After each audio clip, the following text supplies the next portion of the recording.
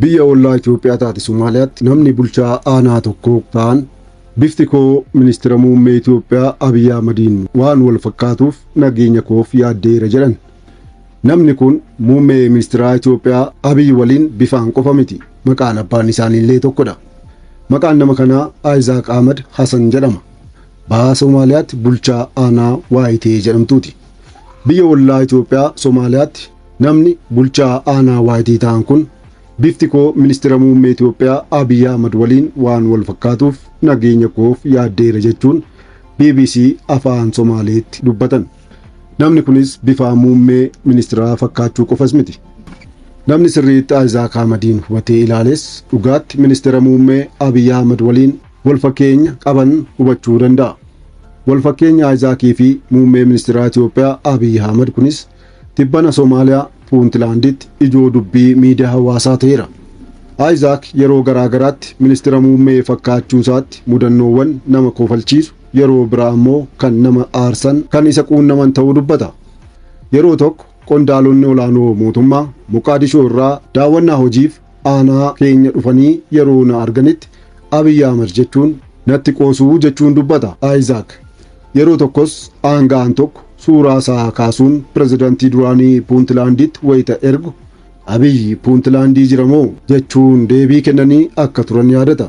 Booda garuu suuraan sun kan bulchaa Waayitee akka ta'e itti himanii jechuun dubbata. Namoonni biyya koo na dubbisanii Somaalee ta'uu koo erga hubatanii booda bifaan wal fakkaachuu malee akka ministeera muummee Abiy hin taane mirkaneeffatu jedha. Isaac ministeerri muummee Itoophiyaa Abiy Ahmed erga bara 2018tti gara aangootti dhufanii kaasee maqaa kootiin waamamee hin beekuu jedha. Kunis jiruusaa guyyaatii gara guyyaa irratti dhiibbaa akka qabu hima. Namoonni gaafaan argan Abiy jechuun na waamu. Ani garuu maqaa biraatiin waamamuun natti hin toluu jedha. Isaac dabaluunis yeroo iddoo namoonni baay'ee walitti qabamanitti argamu ammoo ministeera muummee Itoophiyaa fakkaachuun koo nageenya koofiyyuu na yaaddessaa jedha. Isaac naannoo jiraatutti namoonni maqaa ministeera muummee Itoophiyaatiin akka isa waaman akka hin barbaanne dubbata. Wal fakkeenya ministeera muummee Abiyyii fi Isaac seenaa biraas qaba. Isaac akka jedhutti abbaansaa maqaadhaan qofa osoo hin taane bifaanis abbaa ministeera muummee Abiy Ahmed fakkaata. Gaaf tokko jedha Isaac, gaaf tokko namni waliin hojjennuu fi fira kootee tokko suuraa wayii naaf erge. Nama kana beektaa jedhees na gaafate. Innis bitaatti galee raajeffachuun akka ilaale hima. Suuraan sun garuu kan abbaa muummee ministeera Itoophiyaa Abiy kan obbo Ahmed Alii ture.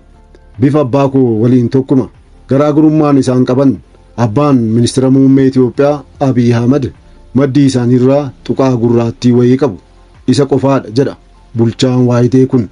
Namoonni waan hin beekne tokko anaa fi ministeera muummee Abiy caalaa bifa abbootii keenyaatu caalaatti wal fakkaata jedha. Somaaliyaa keessatti muummee ministeera Abiy Ahmed fakkaachuutti namoonni hanga kana yoo walii galan Isaac Itoophiyaa yoo deeme waan wal fakkaataan akka isa mudatu tilmaama. Isaac Itoophiyaa yoo deeme akka nama isa kaanii daandiirra nagaan deemuu akka barbaadu dubbata. Kana ilaalchisuunis akkana jedha. Yoon gaaf tokko Itoophiyaa deeme rifeensa mataa kootii fi areeda koo haadeen deema malee rakkoof of hin saaxiluu jedha. Yeroon as magaalaa keessa deemus namoonni maqaa ministeera muummee Itoophiyaan akka na waaman hin fedhuu jechuun dubbata. Bulchaa Waayitee kan ta'e Isaac Ahmed dhimma bifaan wal fakkeenyummaa muummee ministeera Itoophiyaa Abiy Ahmed waliin qabu ilaalchisee innaa dubbatus yeroo namoonni kun isa moo isa miti jedhanii itti siquun namoota hubachuu barbaadan amansiisuun salphaa akka hin taane dubbata. Yeroo natti dubbatanii fi lammii Somaaliyaa ta'uu koo baran wal fakkaachuu qofaa akka ta'ee fi ani ministeera muummee Itoophiyaa Abiy akka hin taane hubatuu jedha bulchaa aanaa Waayitee kan ta'e Isaac Ahmed Hassan. Egaan hordoftoota keenya kabajamoo taatan waa'ee wal fakkeenyi Isaacii fi muummee ministeera Itoophiyaa Abiy Ahmed tibbana Somaaliyaa Puuntlaanditti ijoo dubbii miidiyaa ta'ee ture haala kanaan qindeessinee isin biraan geenya. Waan nu hordoftaniif guddaa galatooma. Chaanaalii YouTube Finfinnee Multimedia like, share, subscribe godhaa. Finfinnee Multimedia madda seenaaf odeeffannooti.